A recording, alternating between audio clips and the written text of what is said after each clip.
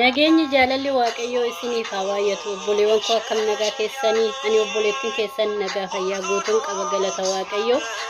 Baga ittiin sin ga'e baga geessan ayyaana waggaatiin baga ittiin sin ga'e isiniin jecha waanan dhiyeeffadhe waanan qopheeffadhe waliin nyaannaa koottaa nyaannaa dhunnu isiniin jedhamee akkami ayyaanni masqalaa isin biraa ani obboleettii keessan biraa ariifiidhaan naqabeen jira waan jiru hundumaa qopheesseen jira farsoo tamirii naqeen jira waan shaamanni jalaa dhaame dhugaa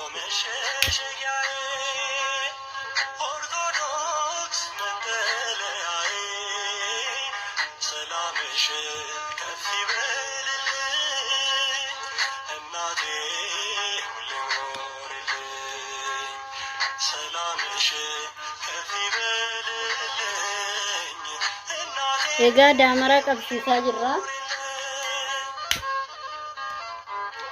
Ifa jechuudha. Daamaraan yaa'u ifaan fakkeeffama. Ewa. እግዚአብሔር ይባርካችሁ፣ እግዚአብሔር ይቀድሳችሁ። እንኳን አደረሳችሁ፣ እንኳን አደረሰን፣ እንኳን ደስ አላችሁ፣ እንኳን ደስ አለን። በገገመደን በገገመን ayyaanni kun ayyaana gaarii isiniif haa ta'u kan gammachuu kan jaalalaa isiniif haa ta'u baga geessan isiniin jedha irra deebiidhaanii Saadiqii Amurru duraan dursasaa waan jiruun jechuudha.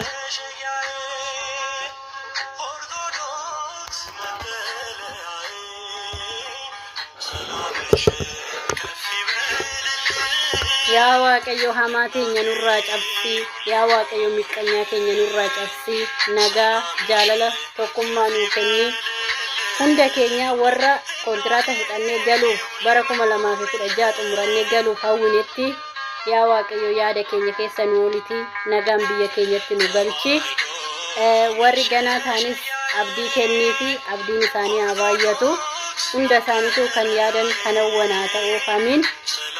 Egaa warri galuuf karoo innaa hunda keessaniifuu waaqayyoon gooftanii yeroo keessa isinii haa baaraku isinii haa abbisu akkuma nagaan baatanitti nagaan isin haa galchu hamtuu teessan isinirraa cabsu baala waldii abbaan kiyya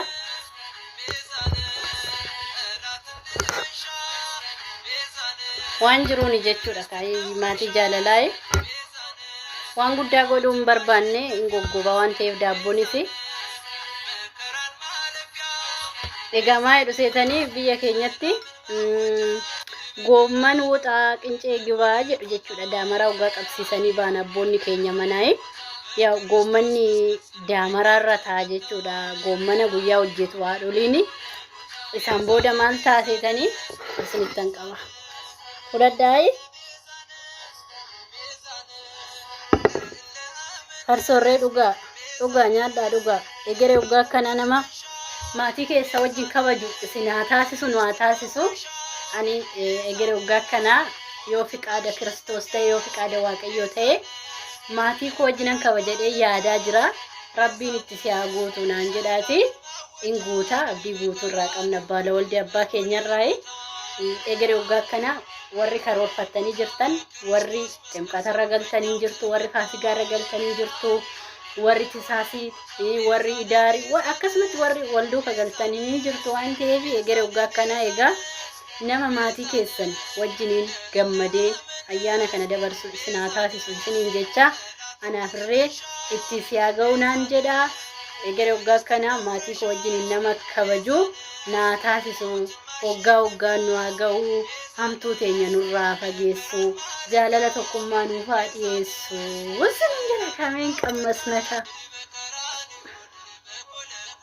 innaa durkaa gizee daamaraan manaa ba'u haadholiin keenya goommana hojjetanii guyyaa hojjetu gizee daamaraa jechuudha injiraa misiree maal jedhama dabamu jabaa jedhama wanta walitti hirkisanii too bobeessan manatti jechuudha jabaa jedhama natti fakkaate akkasumatti fakkaate wanta taasisuu baadde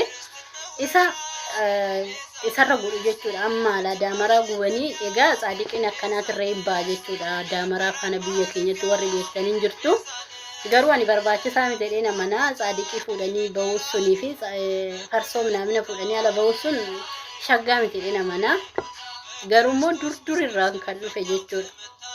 Garuu akka amantii keenyatti sirrii miti. Wanti isin jechuu barbaade abboon keerree wayii nyaannu isin jedha. Innaa anyuu sanirra godhanii bahu kana isa laali aadaa qaba jechuudha. Daamaraan isarraa qabata jechuudha. Isarraa qabsiisu haadha manaatii fi abbaa manaatu garaagarana dhaabbatee jechuudha. Madal garaagarana dhaabbatee eebbisanii walitti hirkifatu jechuudha. Walitti qabsiisanii lama ta'uu qaba. Amma feeyyuu ta'u lama ta'uu qaba. Jabaa sun jechuudha. Jabaa yoo natti fakkaate ejersa yookiin immoo laaftorraa murama wanni suni wanti biraan ta'u ejersaa fi laaftoo isaan booda ejersa jiidhaaf immoo kararratti fannisu jechuudha. Gaafa masqalaa kana biyya keenyatti jechuudha. Aadaa biyya keenyatti malee jegiddii miti natti fakkaata. Innaa haadha manaatii fi abbaa manaa waliin eebbifatanii goommanaati mana guyyaa hojjettisan abidda sanirra godhaniif ba'anii daamaraa gubanii waggaa ol deebi'an maal godhu dura garuu ጎመን ውጣ ቅንጬ ግባ ጎመን ውጣ ቅንጬ ግባ ጎመን ውጣ ቅንጬ ግባ ይችላል ጊዜ ሰዲ ጀዱ ማልፍ ጊዜ ሰዲ ጀዱ ቤሁ ጊዜ ሰዲ ጀዱ ማልፍ ጀናን ቦሩ ቅንጬ ኛቱ ጀቹ ጎመን ነራኛታማ ጉባረቲ ቦሩሞ ቅንጬ ከነከ መርቃ ከነከ ኛታ ገረገራ ኛታማ ሸመረን ወር አዱ ቃሜ ደመንስ መስቀለ ከነ መስቀለ ደሙ ayyaana baay'ee bareedu baga itti singee baga itti nugee baga gammaddan baga gamman ifatti baaneerra kanumarra waaqayyoon ifatti nu baasu warreen rakkoo cinqii keessa jiran qabeeto waaqayyoon ifatti nu baasu waaqayyoon nu gargaaru waan hundaanuu isiniin jedha ayyaana gaarii isin haa ta'u viidiyoo kana immoo like share subscribe gochuu hin dagatinaa isiniin jedha egeree waggaa kana ergixanyaadha fiqaada waaqayyoo yoo ta'e biyya koo keessatti maatii koo wajjiniin sifaana fataan jedha jechuudha. Amma farsoon dhugaa.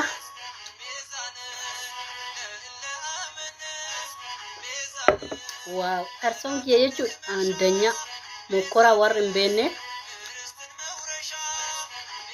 tamirii irra namashi.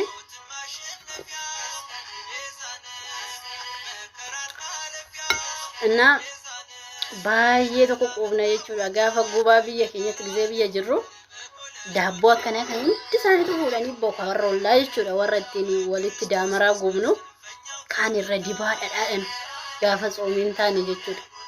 Bakka achiin taphannee garaan dhukkubee irraa farsootti daballee yoo cimmaaqin jiraate cimmaaqi akkatti dhodhoonee bullaa qanii masqalaa jechuudha. Kan dasname dhummoo masqala barii bakka lafti xaxaaf jedha laftiin goga jechuudha baay'ee dasname ganama san oggaarrii baakaatan bakki daamaraa itti gubame yoo asheen jiraate asheeta achitti nyaatu wayni ammoo makka nama si jechuudha gaa rabbi isinitti himu warra gartaniin argin beektu masqalli baay'ee dasnameedha tanaan duras dubbadheen jira masqalli baay'ee ariifidha dhugaa rabbi ayyaana kechaa anan jaaladhu faasigaa fi masqala Inna nyaannu haadhonnu waree sanitti baay'ee sanitti fakkaata. Viidiyoo kana like share godhaa subscribe godhaa.